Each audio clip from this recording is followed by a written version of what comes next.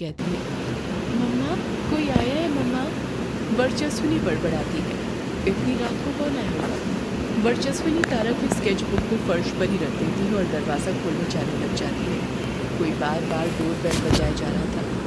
वर्चस्विनी दरवाजे के पास जाती है और दरवाजे में लगे लेंस में से देखने लग जाती है कि कौन आए, पर कोई दिखाई नहीं देता।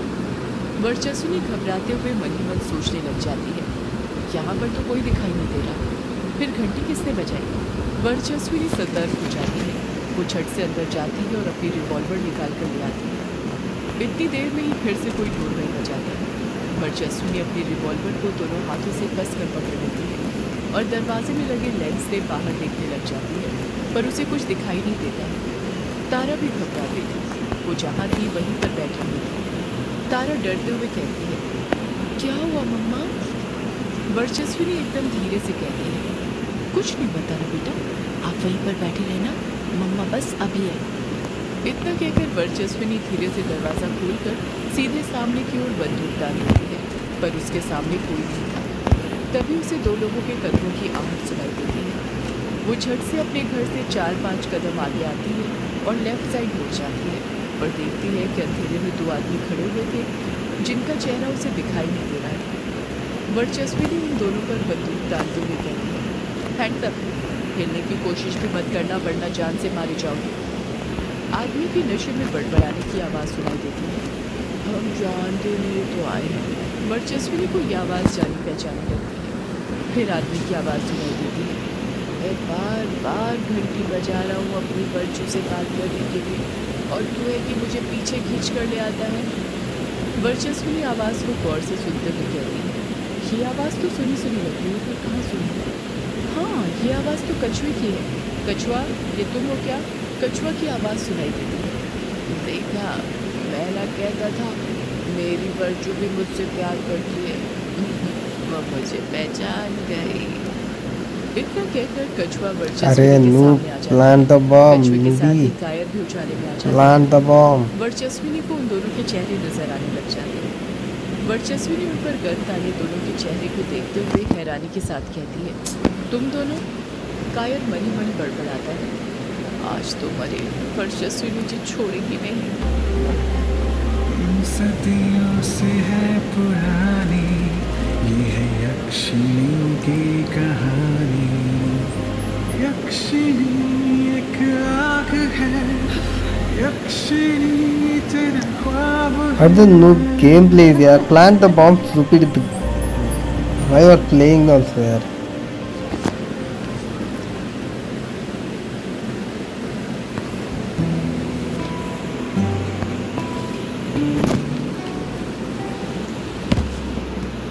कायर मन ही मन बड़बड़ाता है, आज तो मरे, वर्चस्विनी जी छोड़ेगी नहीं। वर्चस्विनी का गुस्सा देखकर कायर का नशा तो धीरे धीरे उतरने लगता है, पर कछुए के सिर पर अभी भी प्यार का भूत सवार था।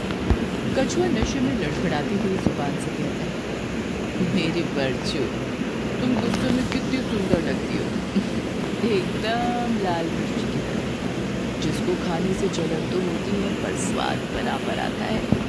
वर्चस्विनी हैरानी के साथ कहती है, क्या कहा तूने, जरा एक बार फिर बोलना।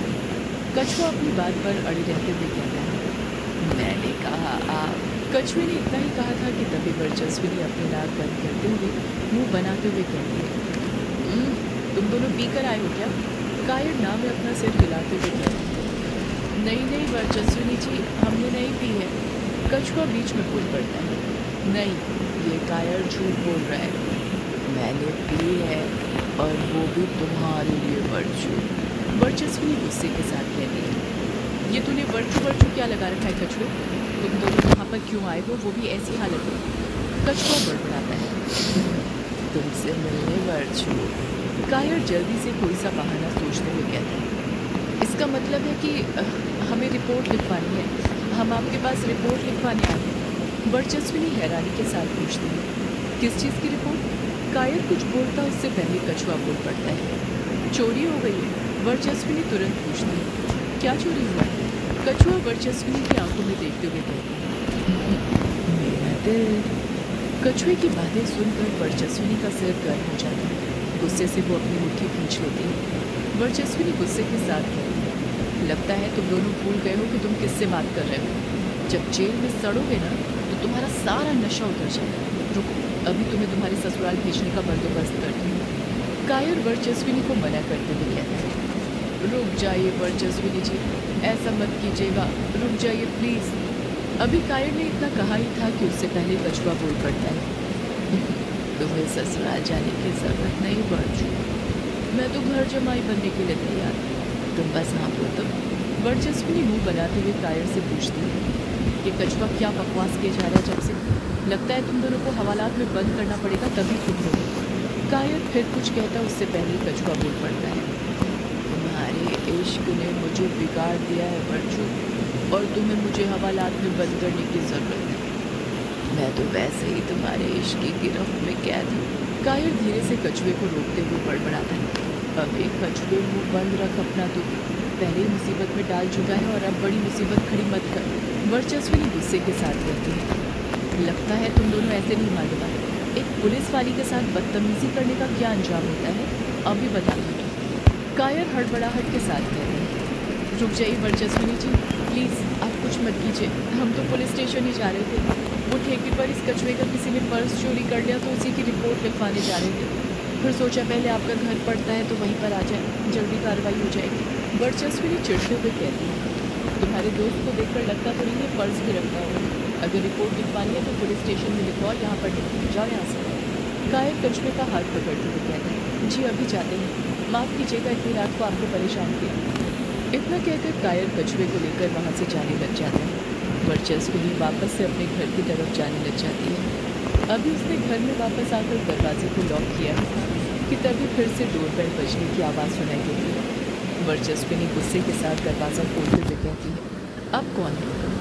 इतना कहकर वर्चस्विनी ने दरवाज़ा खोला ही था कि वो देखती है कि उसके सामने कछुआ खड़ा हुआ था जो देखकर मुस्कुराया जा रहा था। वर्चस्विनी अपनी आंखें बड़ी करते हुए कहती है, तुम फिर आ गए?